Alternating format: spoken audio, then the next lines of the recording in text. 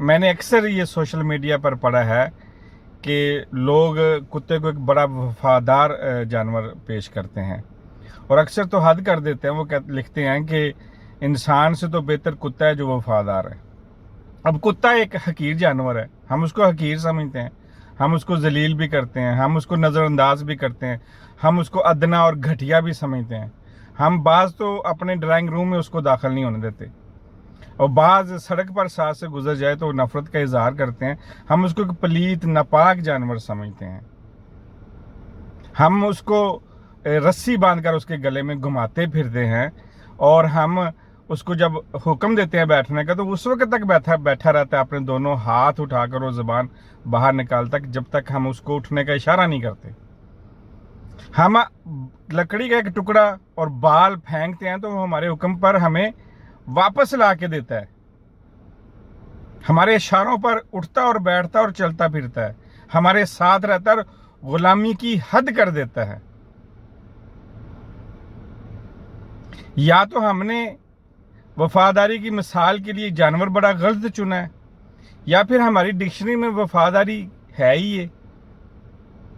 इंसान दो ही सूरतों में ये ऐसा कर सकता है, या तो वो बड़ा मजबूर है, उसको आपसे लालच है, या फिर वो बड़ा मजलूम है। अच्छा, मैं अक्सर जब देखता हूँ ना 3 बजे शाम को 4 बजे तकरीबन कि कोई रस्सी बांधकर कुत्ते को बाहर उसकी हाजत पूरी कराने के लिए ले जा रहा होता है तो मेरे जहन में एक सवाल उठता है।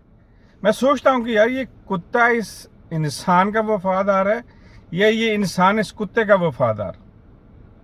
और एक ख़ास बात जो मैं आपसे करना चाहता हूँ, जब का मुझे पता चला कि जब कुत्ता दोनों हाथ ऐसे सीधे फैला के ना अपने सर से आगे निकाल के और अपने सर को उन हाथों पे जहाँ उसके टोनियाँ शुरू होती हैं, तखनियाँ शुरू होती हैं, उनके ऊपर अपना सर रख लेता है और अपने हाथ सीधे फैला देता है,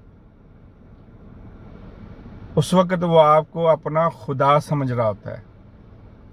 उस वक्त उसको किसी चीज़ की ज़रूरत होती है, किसी चीज़ की ख्वाहिश इस हद तक गई होती है कि वो अपने आप को मिटा कर आपके सामने बैठ जाता है और इल्तिजा कर रहा होता है कुछ। जब का मुझे पता चला है ना, तो बचपन में अक्सर मैं कुत्तों को देखता था बाहर, तो मैंने कई दफ़ा बैठे देखा है उनको, लेकिन मुझे उस वक्त समझ नहीं आई, उस वक्त मुझे एहसास नहीं हुआ। जब भी आप किसी जानवर को, ख़ास करके कुत्ते को देखें, तो फिर उसके साथ रहम का मामला करें। अपना और अपने कमज़ोर तबके का ख्याल रखिएगा।